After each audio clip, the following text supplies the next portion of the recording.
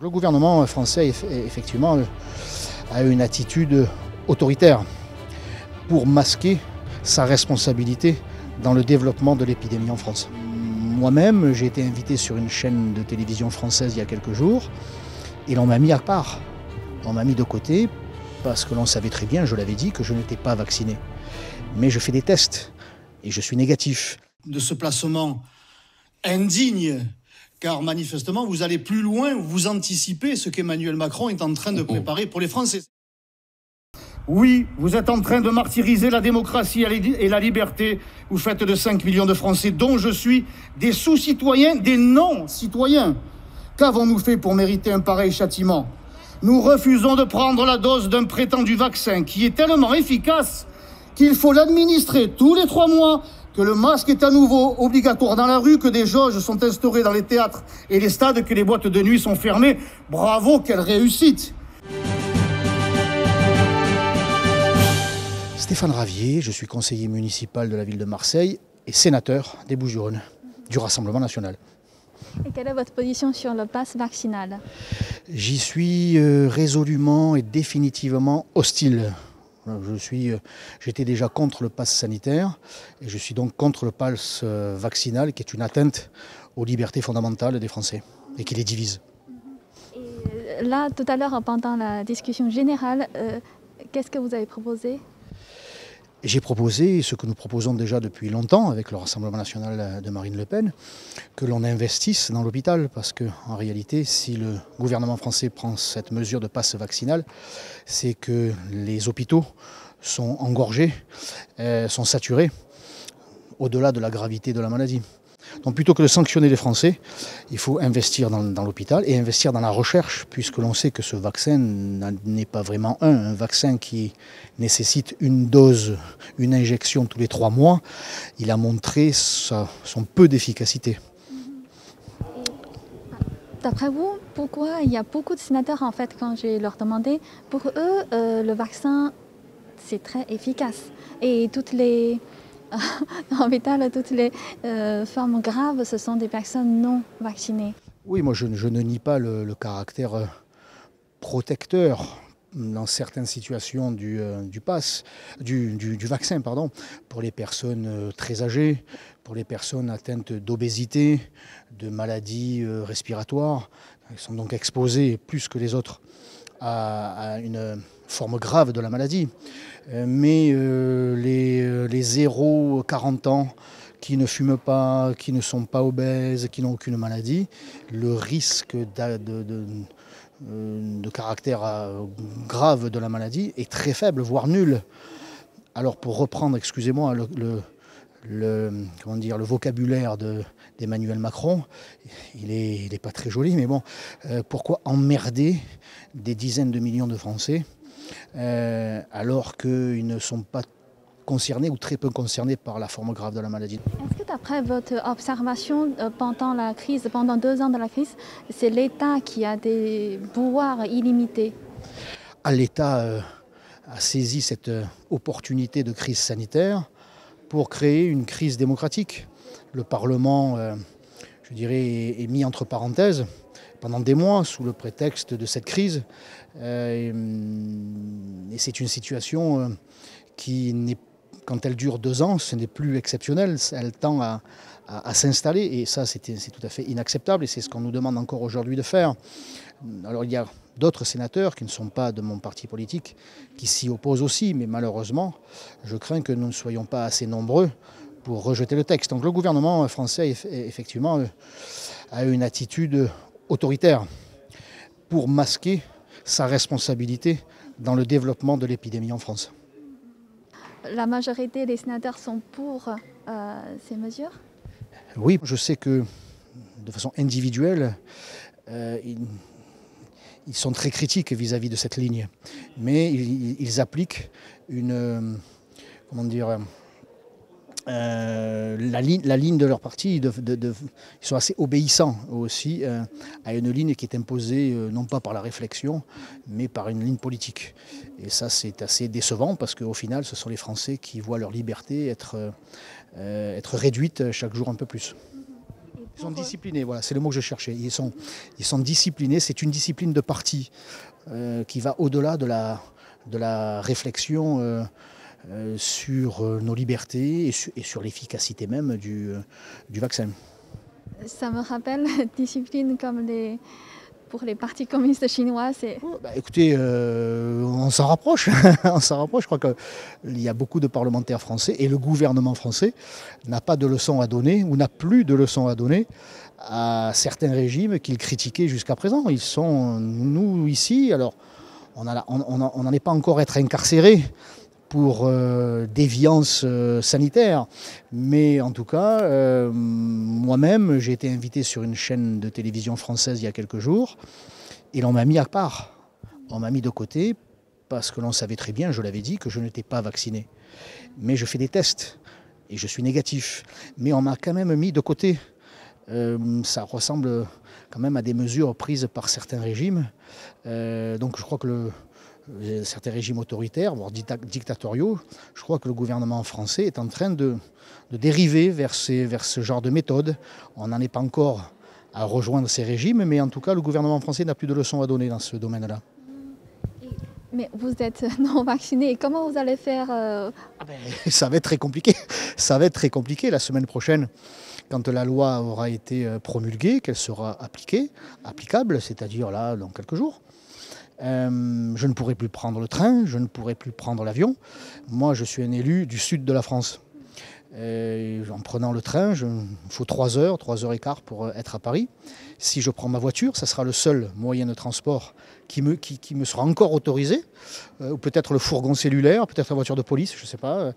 Il me faut entre 7 et 8 heures. À l'aller, 7 ou 8 heures au retour. La consommation de carburant, la fatigue, etc. Donc à l'heure où on nous parle de bilan carbone, mon bilan carbone il ne va pas être bon. Donc ça sera la seule solution. Il y aura vraiment des embûches pour que la démocratie s'exprime dans des conditions normales. Donc là aussi il y a une dérive autoritaire. Les opposants, moi je ne suis pas un opposant en général au vaccin, mais celui-là personnellement je ne le souhaite pas. Eh bien je suis puni. Le président de la République l'a dit, il m'emmerde jusqu'au bout. Donc ça va être très compliqué. Mais est-ce que vous allez résister jusqu'au bout? Je vais faire de mon mieux, je vais faire le maximum. Tant que j'en aurai la force et l'opportunité, je vais le faire, oui, parce que je ne veux pas plier devant le premier secrétaire du parti LREM de l'Élysée. Le grand timonier de l'Élysée, le caudillo de l'Élysée, je ne sais pas comment on peut l'appeler, parce que ces mesures sont vraiment liberticides. Alors je ne veux pas céder, parce qu'il y a des millions de Français qui sont solidaires de mon action et moi de la leur. Alors tant que je pourrai lutter, je lutterai.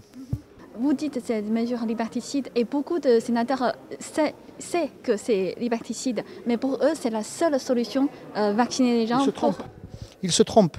La Suède, le vaccin n'est pas obligatoire, le masque n'est pas obligatoire, ils n'ont confiné personne et le taux de mortalité est inférieur à celui de la France. Comme quoi, il y a d'autres solutions. Il y a le dépistage, il y a le traitement que le professeur Raoult proposait, jusqu'à un certain stade de développement de la maladie.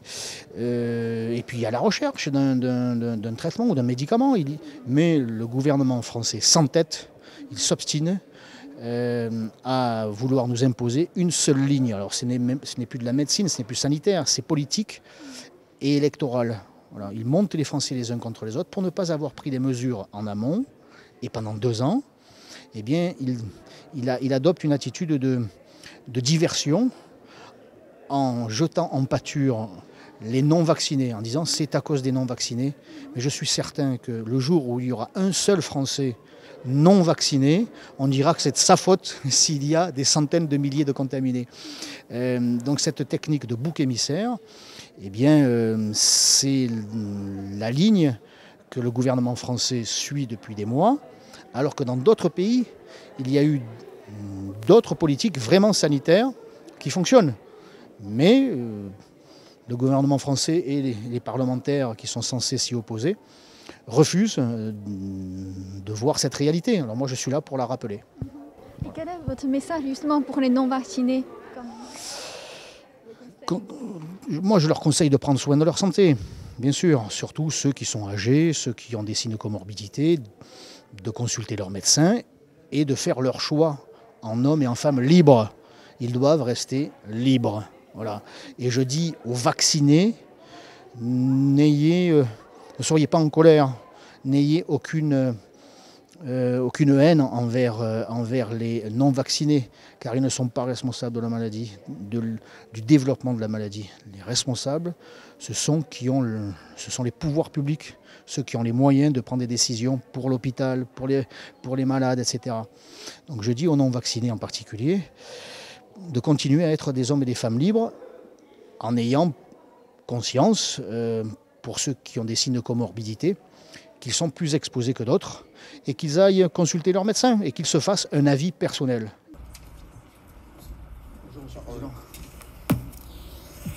Monsieur le Président, mes chers collègues, je ne m'adresserai pas à Monsieur le Ministre, vu qu'il n'écoute aucun intervenant qui se succède à cette tribune. Est-ce que le pass protège réellement? La réponse est non. Cette phrase n'est pas de moi, mais de Jean-François Delfrécy, le président du Conseil scientifique. Quel aveu! L'objectif du ministre n'est pas de soigner, ni même de protéger les Français. Son objectif n'est plus sanitaire, il est politique. Il veut tout simplement donner l'illusion de faire quelque chose en prenant la décision la plus arbitraire et autoritaire que ce pays ait eu à subir depuis 3/4 de siècle. Si son objectif était de protéger nos compatriotes, il rendrait les tests gratuits pour tous, il investirait massivement et depuis 2 ans dans l'hôpital et la recherche, mais rien de tout cela n'a été ne serait-ce qu'amorcé. Parce que tout vacciné que vous soyez, mes chers collègues, je suis le seul à m'être fait tester ce matin et je suis négatif. Je suis en mesure d'affirmer que je ne contaminerai personne ici. Qui, dans cet hémicycle, peut en dire autant? La dérive autoritaire est terrifiante et ce qui me terrifie encore plus, c'est la docilité du Parlement, de l'Assemblée hier et du Sénat aujourd'hui qui va avaliser vos décisions sans que presque personne n'y trouve rien à redire. Que les élus, que les députés de la République En Marche soient des godillots, on le savait. Mais que la majorité de droite du Sénat vote ce texte sans prendre en compte les atteintes irréparables commises sur nos libertés, c'est plus qu'inquiétant, c'est mortifère. Oui, vous êtes en train de martyriser la démocratie et la liberté. Vous faites de 5 millions de Français, dont je suis, des sous-citoyens, des non-citoyens. Qu'avons-nous fait pour mériter un pareil châtiment? Nous refusons de prendre la dose d'un prétendu vaccin qui est tellement efficace qu'il faut l'administrer tous les 3 mois, que le masque est à nouveau obligatoire dans la rue, que des jauges sont instaurées dans les théâtres et les stades, que les boîtes de nuit sont fermées. Bravo, quelle réussite! Nous n'en voulons pas, qu'importe. Le ministre nous l'impose de façon déguisée, alors même que le Conseil d'État s'y est opposé en ces termes. Le pass sanitaire ne doit pas se justifier par un objectif qui consisterait à inciter les personnes concernées à se faire vacciner. C'est pourtant clair. Et comme de l'état de droit vous vous moquez, vous devriez aller encore plus loin. Il faudrait écarter les non-vaccinés du reste de la société, les éloigner des vaccinés, comme je l'ai été sur le plateau de LCI, la chaîne indigne. Pour masquer son écrasante responsabilité dans le développement de la pandémie en ayant mis l'hôpital à l'os. La stratégie du gouvernement repose sur la division en désignant des boucs émissaires conduisant à la mortelle division des Français. Sachons nous rappeler de la citation de Benjamin Franklin qui correspond parfaitement à ce que nous sommes en train de vivre. Ceux qui peuvent renoncer à la liberté essentielle pour acheter un peu de sécurité temporaire ne méritent ni la liberté, ni la sécurité. Alors mes chers collègues, en votant ce texte infâme, vous assassinez nos libertés sans assurer notre sécurité. Ce texte est une honte pour vous, pour la République et surtout, pour la France.